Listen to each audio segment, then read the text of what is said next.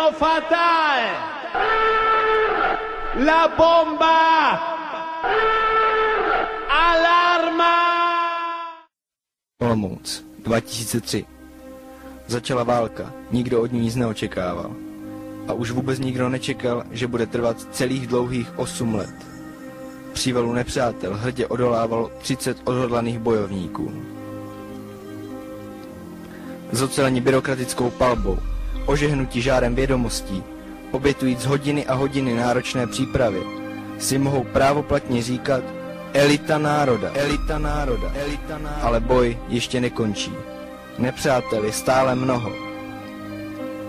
Generál Majer Evžen, matematicko-fyzikální oddíl vedený armádním dirigentem Jiřím Kvapilem, biologicko-chemické zbraně v rukou Marka Navrátila, česko-historická artilerie Jany Hubáčkové, náčelník rudých psů Jarda Chuck Norris Teplý, trápící celou dobu těla našich chlapců a jeho milosrdná kmenová šamanka Renata Faltusová, bystrozorské komando Hany Vackové, španělská inkvizice vedená Jakubem Knápkem a německé gestapo vůdkyně Miroslavy Kousalové a Frau Dubové, chromá kartografka Jana Bartoňková, polní porodnice vedená Kateřinou Čechovou, rychlopalný americký gangster Alice Vejborová, riskující trubadur v exilu Stanislav Sládeček a speciální oddíl polovičního náře Sečeleny Hartmanová, Pečová, Gloss, Klajzlová, Válsová, Marková, Ondrák, Fuka, Kalusek, Polednová, Suchánková, Vávra, Dyšop, rodina Stáncových, Šimáčková, Viking Trotestam a otec představený Ferenc.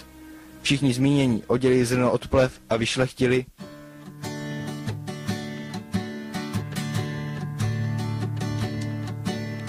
vychovali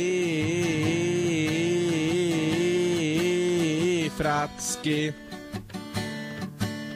jedinečné fracky oblíbené fracky dokonalé fracky. Když si na Hejčíně zdegeneruješ rychle, záda se ti zohnou, jak furt taháš bychle. Tuhle novinu ví už každý fracek,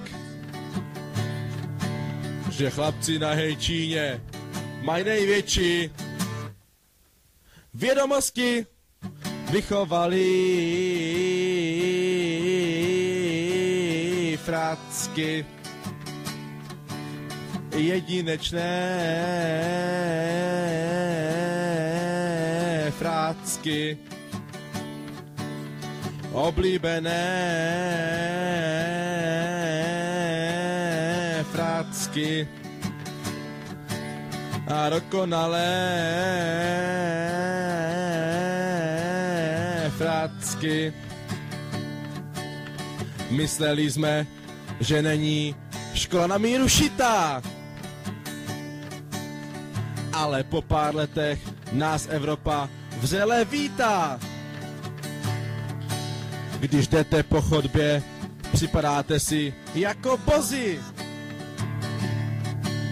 Pažolky na Hejčíně mají největší znalosti, vychovali fracky jedinečné fracky oblíbené fracky a dokonalé fracky.